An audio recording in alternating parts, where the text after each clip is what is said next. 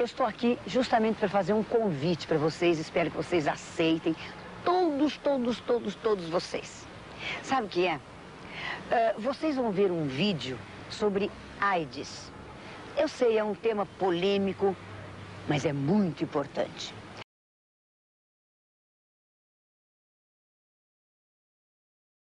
Estive visitando os tucanos e os yanomamis na região de São Gabriel da Cachoeira e perguntei em 2 momentos se os índios haviam sido acometidos de Covid. Quase todo mundo sim. E nas 2 etnias eu perguntei, quantos morreram? Responderam, nenhum.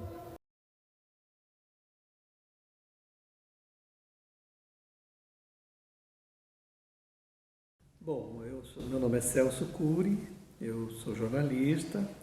Eu comecei a me envolver com o movimento LGBT em 1976, efetivamente, né? Antes eu já militava no movimento LGBT, que nem existia alguns grupos organizados.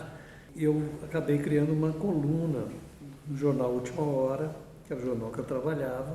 Em 72 eu fui embora para a Alemanha, meio fugido da situação política no Brasil, né? Eu tinha trabalhado com um grupo baiano na década de final dos anos 60 e também no Teatro São Pedro.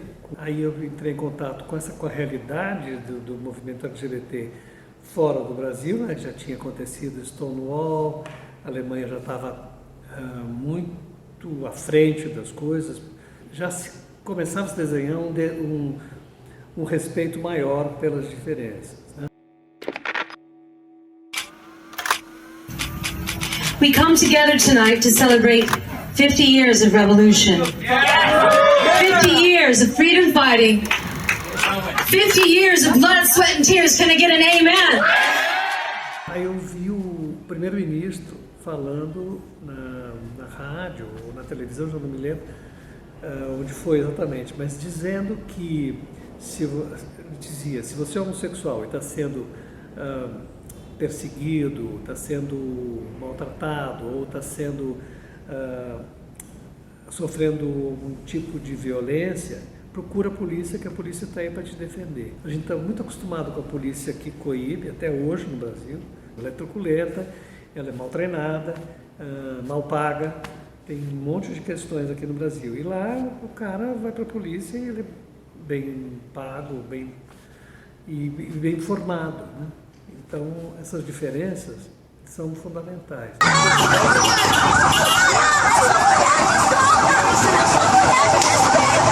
solta! Me solta!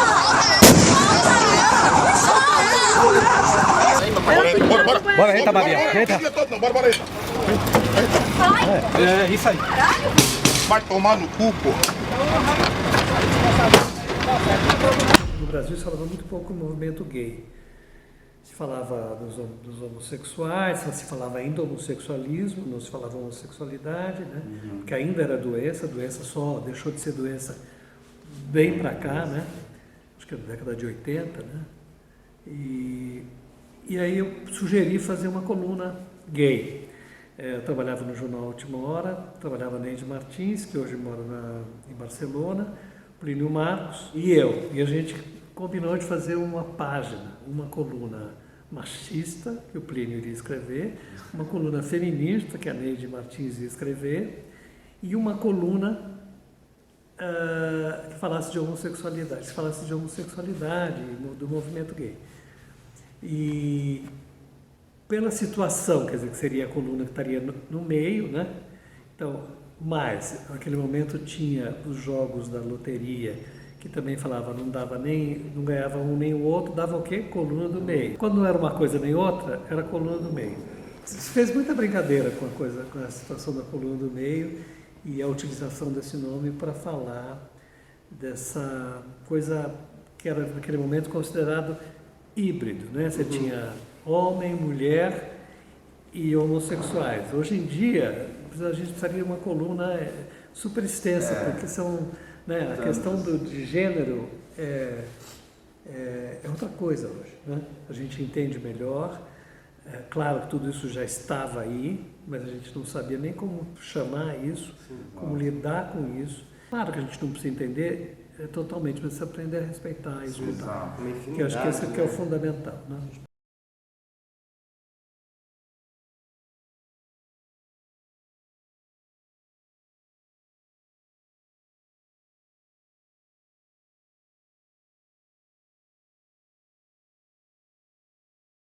O Brasil tem esse... Você só enxerga quando o barco está afundando se você quiser. Porque se você quiser viver no mundo da fantasia, você consegue, como tem gente até hoje vivendo aí na questão da pandemia. Eu acho que a questão da AIDS socialmente foi muito mais violenta do que em termos do governo federal, né? A gente tinha ali um respiro, né? Tanto que se conseguiu medicação, se conseguiu tratamento e tudo isso. O que eu acho que aconteceu na época da AIDS no Brasil era uma total desinformação. Total desinformação, que isso se equivale à desinformação que a gente tem hoje. Nada se sabe sobre a pandemia da Covid-19. Como nada se sabia da AIDS na década de 80. Né? Não sabia nada. Então você não sabia se beijo pegava, se você podia pegar na mão, se você podia abraçar, se você podia... se você podia comer com o mesmo talher. O corpo humano é dotado de um mecanismo imunológico natural com milhões de anticorpos que combatem infecções, vírus e bactérias. O número destes anticorpos é reduzido drasticamente nas pessoas que contraem a síndrome, ou AIDS, e elas acabam com desinteria aguda, um tipo de tuberculose que não tem cura, encefalite, meningite, pneumonia, herpes e câncer da pele. As pessoas estavam muito próximas, não sabiam muito como lidar com isso. E, ao mesmo tempo, eram pessoas que estavam no auge da sua sexualidade. Então, era assim, você tinha tesão versus medo, ou tesão mais medo. Então, tinha muita gente que caiu de boca, entendeu? Eu achava que aquilo ia passar em uma semana.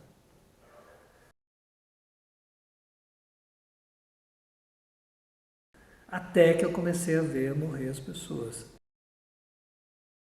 Eu falava, isso já vai passar, gente, isso já vai passar.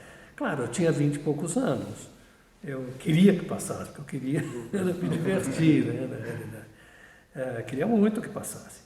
Mas, na realidade, foi ficando bastante grave. E a gente começou a perder muita gente. E a gente sabe agora exatamente o que a gente está passando agora. Todos nós perdemos, né? Todos nós perdemos alguém. A pandemia da Covid-19 tem uma coisa um pouco mais suave, porque não envolve sexualidade. Então, as pessoas aceitam melhor, quer dizer, né? Uma velhinha que tenha Covid-19, os vizinhos vão entender, vão ficar todo mundo tranquilo. Agora, um homem de 70 anos, na década de 80, que contraísse HIV, né? Era sujo, era um cara sujo. Né? Então tinha essa conotação da sujeira, que dessa vez não tem. Claro que é muito difícil o que a gente está vivendo. Eu acho que a gente não imaginava que fosse viver um momento tão grave quanto esse momento da Covid-19, ainda mais com um governo negacionista, e um governo que fez questão de dizer que isso já ia passar. Está sendo superdimensionado o poder destruidor desse vírus. Questão de dizer que não precisava tomar vacina. Quem aqui tomou hidroxicloroquina? Levanta o braço, por favor. Fez questão de dizer que não precisava usar máscara. Então começa a aparecer aqui os efeitos colaterais das máscaras. Fez questão de aglomerar.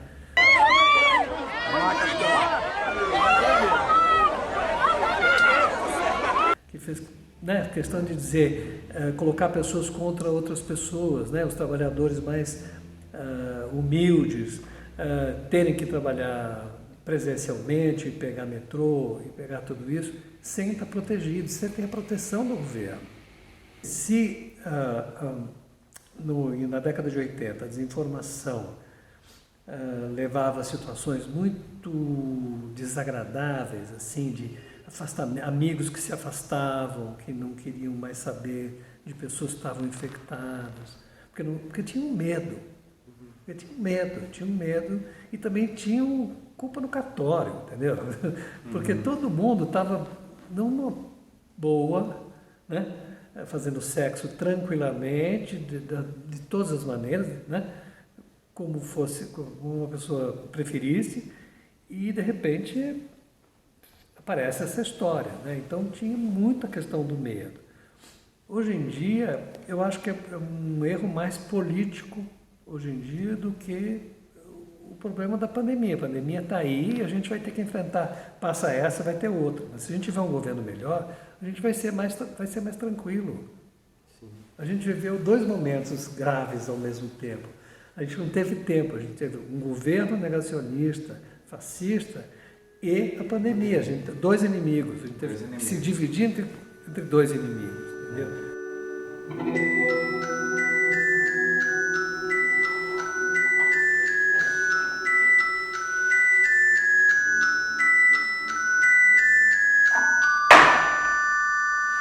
Um copo cai e todo o líquido se espalha sobre a mesa de Natal. Ei, meninos, parem de correr, olhem só o que fizeram. Bug Chaser, ele trata de um homem, de uma subcultura que é um homem que vai atrás do vírus por uma forma de libertação política, inclusive, né? É uma subcultura. Você enxerga que existe uma busca, talvez, desenfreada por querer viver a sexualidade, como você disse, por querer viver essa sexualidade de um jeito tão intenso? Eu acho que existiu durante um período pessoas que buscavam mesmo, né? Que buscavam ser infectados para ter essa libertação. Eu entendo uma pessoa que faça isso, entendo perfeitamente, porque realmente a vida, como se propunha naquele momento, para quem vive a sexualidade com muito prazer e que queira experimentar todas as possibilidades da sua sexualidade, é um impedimento. Mesmo durante um período se dizia que mesmo 2 pessoas infectadas não deveriam fazer sexo sem camisinha. Hoje, ainda eles orientam não fazer, mas isso já é absolutamente liberado, porque já está provado que uma pessoa que faz o tratamento não infecta a outra, então isso virou uma questão menor, vamos dizer assim, né? Mas eu ainda acho que deve ter muita gente e jovem querendo ser infectado rapidamente para parar com essa história, porque é uma faca na sua cabeça, né? Não digo que isso é o ideal, não vou dizer assim que todo mundo tem que fazer isso, mas eu entendo quem busque.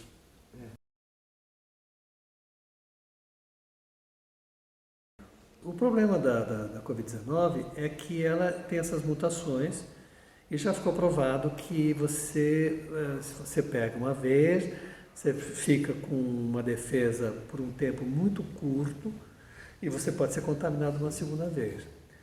E todas as pessoas que eu conheço, estou dizendo que isso é nenhum estudo, que tiveram por 2 vezes, a segunda vez foi muito mais forte do que a primeira. E tem gente que está pegando mais do que 2 vezes.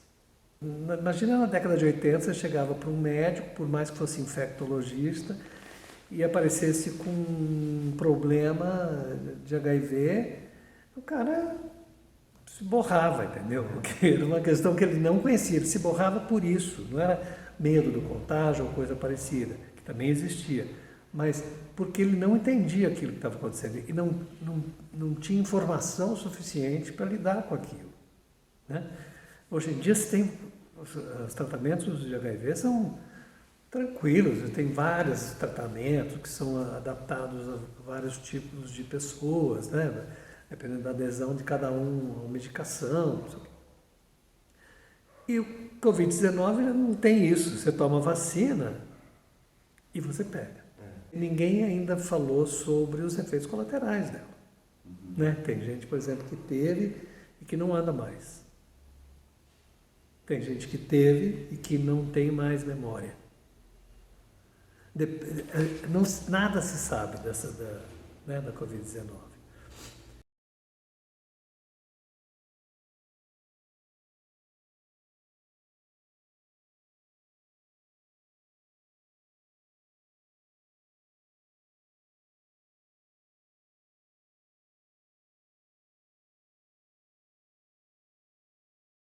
E, na realidade, foi o que acabou acontecendo. Acontece aqui e aconteceu nos Estados Unidos, quer dizer, e aconteceu em vários outros, no mundo inteiro, mas o Brasil e os Estados Unidos estão na frente dessa, né? São os mais infectados aí.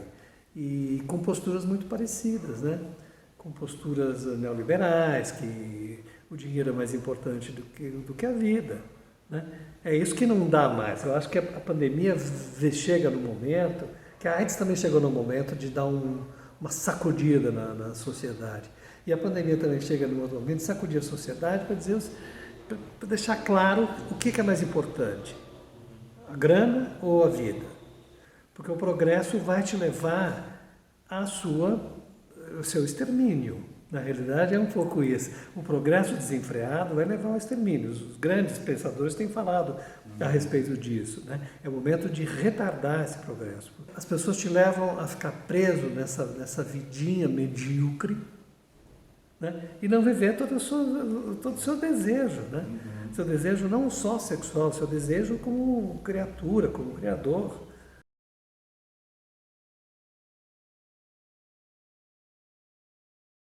Luto é uma coisa dolorida de qualquer maneira, né? De qualquer maneira é dolorido.